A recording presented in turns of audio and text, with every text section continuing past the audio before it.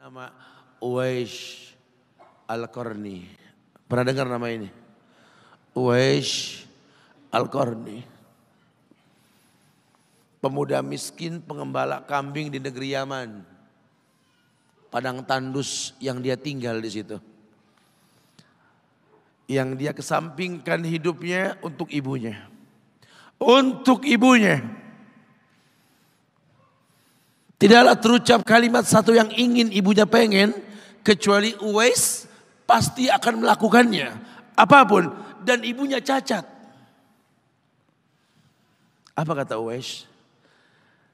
Tidak akan pernah terlontar kata dari mulut ibuku. Kecuali kan kulakukan yang dia inginkan. Masya Allah.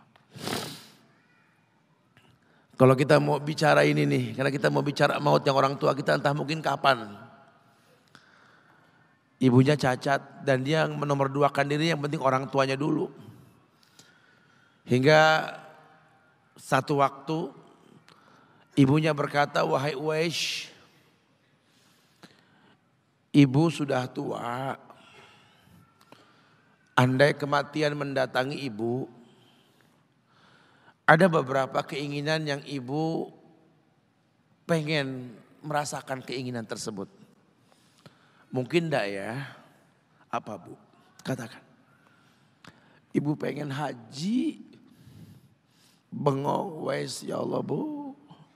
Ini Yaman. Hadramaut.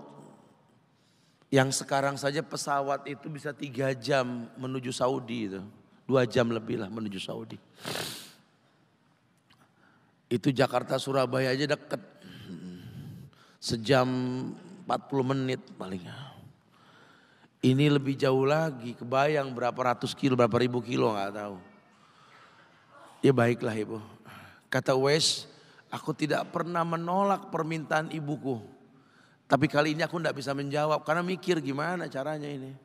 Ibunya cacat, tinggal jauh, miskin pula dia. Apalagi dia seorang pemuda yang punya penyakit sopak. Ada tanda-tanda putih di bagian badan itu kayak pano besar gitu tuh. Udahlah, terserah gimana nantilah. Yang penting ini nomor 1 dalam hidup ini. Dia beli seekor anak sapi. Digendong tiap hari itu sapi sama si Uwais menuju puncak gunung. Turun lagi. Gendong ke atas, turun lagi tiap hari. Sampai orang bilang, Uwais gila no. Orang sapi dipiara dia digendong. Uwais no. Tiap hari naik gunung yang tinggi. Sampai enggak berasa. Dikatakan 8 bulan dia lakukan itu. Sehingga terbentuklah fisiknya yang bagus karena olahraga tiap hari. Bawa itu sapi. Dan sapi itu makin berat. Dalam hikayat dikatakan sampai di atas 100 kilo itu sapi. 8 bulan. Kemudian dia tetap gendong ke atas dan dia yakin bismillah saya yakin. Sampailah bulan haji. Ibu naik ke pundakku. Digendong ibunya dari negeri Yaman. Subhanallah. Gak ada yang gak mungkin lihat. Dibawa ibunya ke Mekah. Bertawaf di Ka'bah. Dunia menyaksikan. Bahkan hikayat mengatakan dia sempat bertanya kepada sahabat Abdullah bin Umar. Aku telah menggendong ibuku dari negeri Yaman menuju Makkah. Bertawaf di Ka'bah ini. Sudahkah aku membayar jasa ibuku? Apa kata sahabat Abdullah bin Umar? Bahkan satu hentakan napas pun ketika melahirkanmu belum terbayar. Bahkan satu hentakan napas pun ketika melahirkanmu belum terbayar. Dia selesaikan tawafnya. Dia selesaikan tawafnya. Selesai tawaf, dibawa ibunya ke makom Ibrahim. Untuk sholat 2 rakaat. Selesai sholat diangkat tangan dia berdoa kepada Allah. Ya Allah. Ampunkanlah ibuku ya Allah. Ampunkan ibuku ya Allah. Masukkanlah dia ke sorgamu ya Allah. Masukkan dia ke sorgamu ya Allah. Ibunya berbisik, Uwais. Sudahlah. Mintalah pada Tuhanmu ampunan untuk dirimu dan sorga untukmu. Wallahi wahai ibu, Allah ampunkan kamu, Allah masukkan kamu ke sorga, cukup untukku. Ridhomu yang kubutuhkan wahai ibu. Lihat. Manusia saleh, hasil doa Rabbi habli minas solihin. Lihat. Makanya ketika Nabi mengatakan innahu min ahli sama, ini manusia penghuni langit. Umar, Ali, temui Uwais. Karena Uwais itu pernah mau ketemu sama Rasul. Gak ketemu, Uwais izin sama ibunya. Setelah urusan haji beres. Mau ketemu Rasul di Madinah. Kata ibunya, jangan lama-lama nak. Ibu menantimu nak. Datang dia ke rumah Rasul. Ada Aisyah radhiyallahu anha. Kata Aisyah, Rasul sedang perang. Susah kau temui dia. Kapan pulangnya Rasul?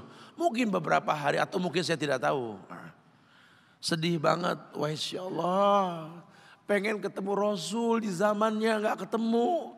Kalau bukan karena ibunya yang berkata, kalau tak kau temui pulanglah ke ibumu. Karena ibunya menanti, mau gak mau dia tinggalkan itu rumah Rasul. Kalau ibunya gak ada mungkin dia tongkrongi itu. Dia ingat ibunya menanti. Dia tidak ingin orang tuanya mengeluh. Lihat. Maka ketika ibunya meninggal, dia baru bisa keluar. Mengikuti rombongan Yaman ke Syam. Disitulah dia berjumpa dengan Umar ibn al-Khattab. Rombongan Yaman, betul. Kata Umar, apakah ada seorang pemuda di antara kalian yang bernama Uwais? Blongo dong Uwais. Saya khalifah saya.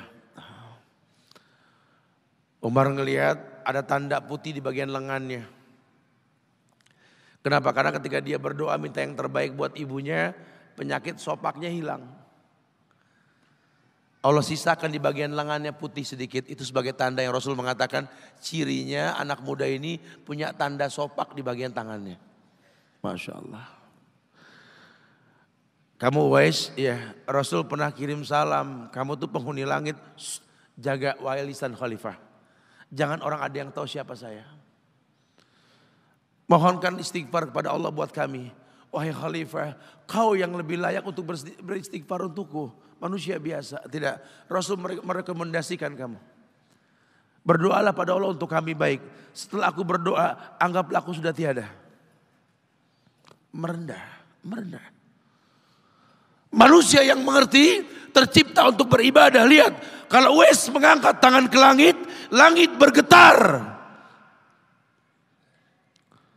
Apalagi cuma pekerjaan. Apalagi cuma perusahaan kecil yang kita punya.